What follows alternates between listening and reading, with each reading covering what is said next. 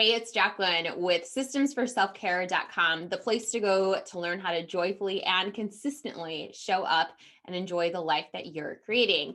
So, the last few episodes, we've been talking about movement, and it's really funny. Yesterday's episode was about doing something, anything, instead of all or nothing.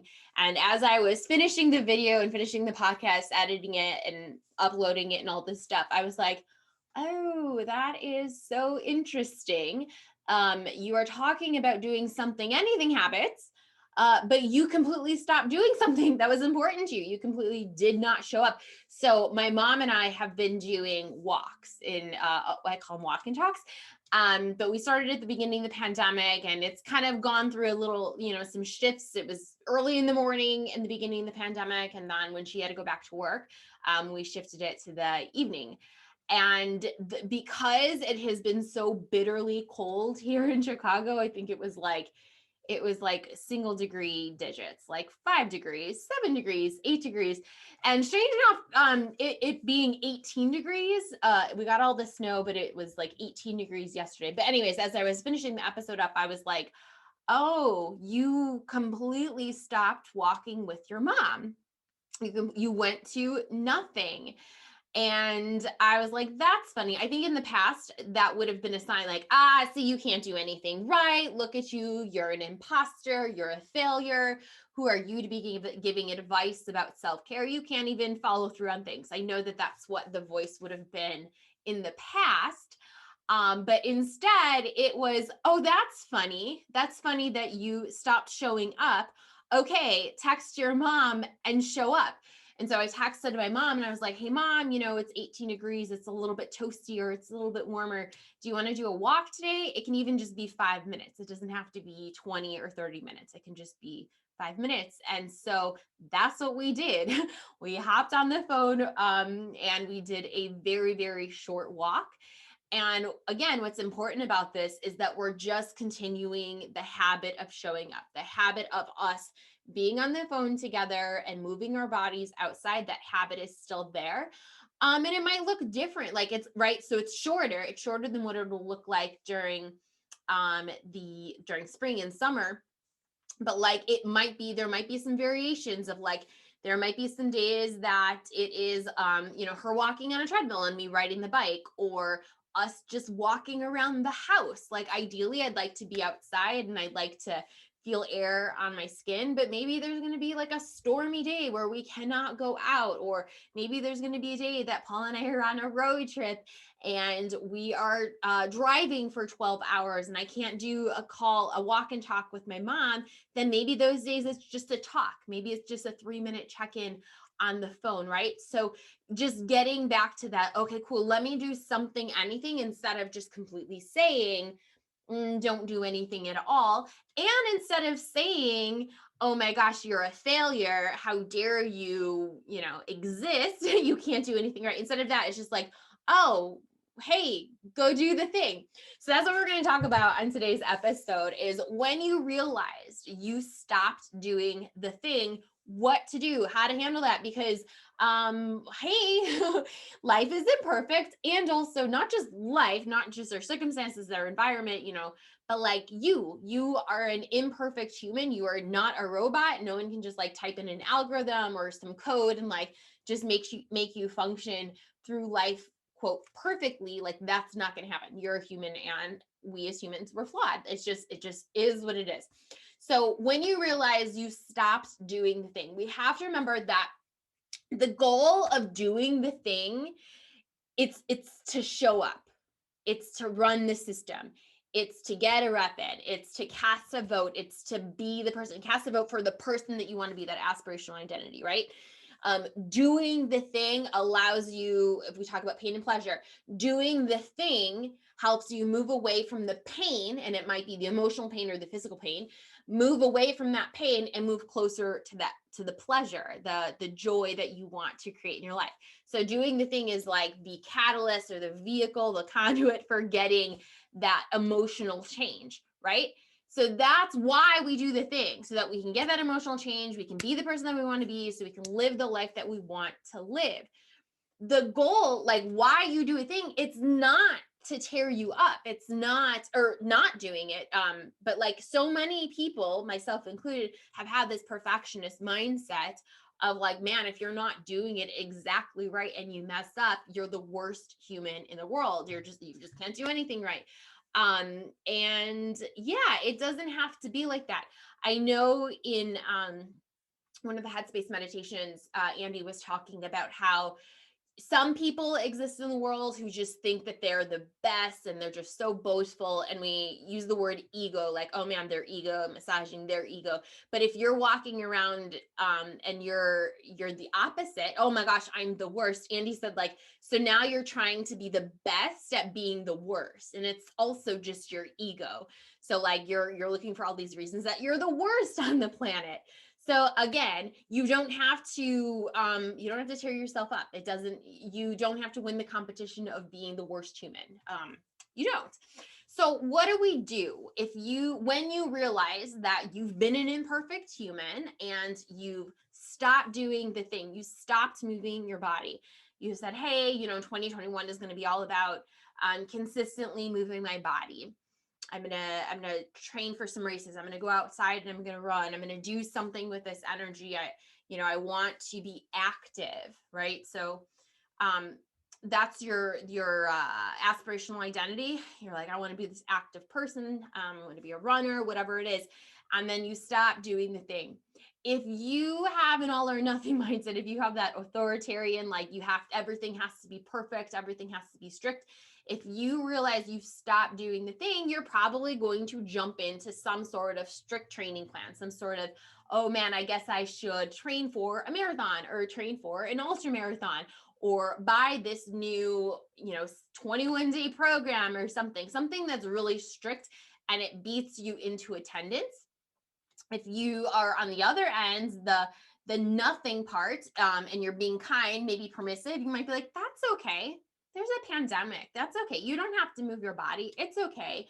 You can just stay inside. That's okay. It's too cold outside. You don't have to do anything, right? And so that kindness, while it's like well-intentioned, usually not doing anything doesn't feel so good in your head and in your body. And then it turns to being mean, and then you're kind of resentful. And then you'll say things like, man, it's so typical that you mess up. You are a failure. You can't do anything right. And again, people will do that triangle over and over and over again. And so there is another way. The other thing to do is, if you have kind of like what I'm working on in these videos, teaching and training, is the authoritative mindset, and the something anything habits. And so like when you mess up and you are an imperfect human, it's like, oops, oh man, I messed up. I don't feel so good in my body, or I don't feel so good in my head. Okay, cool. Let me just go do the thing. Because again, remember, the goal of all of this is to do the thing. Do the thing, cast a vote, do a rep, be the person, show up and consistently be that person until just who you are. So if that's what you actually want, it's like, go do that thing that you stopped doing. Just go do it. I also think that maybe you need to create a system around it. Maybe it's been like haphazard, like, oh, I'm going to go for a walk at some point in my day. I'm going to exercise. I'm going to go running at some point. And you don't really have a system in place, a system for self-care. So like, that's kind of your time to be like, okay, cool. I need to set a time. I need to set a cue. When is this happening? Where is this happening? I need to figure out what pain I'm moving away from, what pleasure I'm moving towards. And then I need to figure out the steps to doing that thing. And then I need to like praise myself for doing that thing. So when it comes to my mom and I, and with us moving our bodies, us going for a walk, the cue at 4 p.m., one of us calls the other. And then I know for me, the pain I'm moving away from is the afternoon dragging, feeling lethargic, not just feeling kind of blah. I've been sitting for a while. The pleasure, I get to connect with my mom. I get to move my body. I get to connect with nature, even though it's cold and gross outside. I get to connect with that, right? And then my steps to doing this, I go and put my winter coat on, and I put my boots on, and I put my scarf on, my hat on, and I go outside. And then at the end of that call, like I get to say, like, hey, I'm proud of you for doing this thing. You showed up and you did this thing. So that's exactly what happened yesterday. Instead of this being this long drawn out thing and it's like, oh my gosh, I need to go get some packaged commercial program for moving my body. It was just, hey, start doing your system against, show up and follow through on the things that you said you were going to do. I'm going to give an example. One of my clients, she kind of had a rough week last week, a lot of several life emergencies, and it just kind of like knocked her over, right? And so on Monday, guess what? There was no like, oh my gosh, we really need to buckle down and like be super strict. You messed up 3 of your days last week. We really need to buckle down. And also there was none of this, oh, it's okay, you don't have to do the thing, it's okay, you don't have to. And there was none of this, you're a failure, you can't do anything right. It was, oh my gosh, some things were out of whack last week. Cool, you're here now and you're showing up and you're doing the things that we talked about. And now you get to feel good, not gross. You get to have that emotional change that you want. You can have that physical change that you want. You get to feel good in your head and in your body because you're showing up, you're doing the reps, and you're getting to create that life that you want to live. Yeah. So when you realize that you have stopped doing the thing, you've stopped moving your body, you've stopped going out for walks, you've stopped, I don't know, doing yoga, you used to do dance parties and you're not doing them anymore, whatever it is, when you realize that you've stopped and you were an imperfect human, you get to decide what you do next. This triangle, I will tell you, people will do this triangle for years and years and years, and it just never ends up feeling all of that great. My suggestion would be to figure out a something, anything habit, just a small thing, and then say, okay, cool, I'm going to go do this thing. I'm going to set a time in my day. I'm going to notice the pain and pleasure that I'm going to move away from and move towards. I have some easy steps to doing the thing, and then I get to praise myself. I think that's a big part too, is we don't praise ourselves. We're constantly coming from this belief of I'm not enough, it's not enough, it doesn't matter whatever I do. But the more that you praise yourself and you focus on yourself, these good words, these good thoughts about you showing up and doing the thing that you said you were going to do and being the person, the more that you focus on that, the more likely you will actually continue to show up and do the thing and get a rep and be the person, the aspirational identity that you want to be and you're deserving and worthy of being as well. All right, so those are my tips for when you realize you have stopped doing the thing and you want to get back into the habit of showing up and doing the thing. If this is something that you've been struggling with, you're going to want to get into self-care session school. So this starts Monday, February 22nd, not January, February 22nd.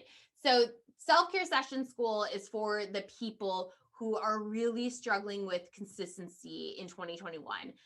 You've had these ideas, cool, this is going to be my year. I'm not, 2020 is done, that hell of a year. This is the year that you were really going to change things. And now that it's February and it'll soon be March, you're like, oh, shoot, I haven't been consistent. I haven't really been showing up. I haven't been doing the things.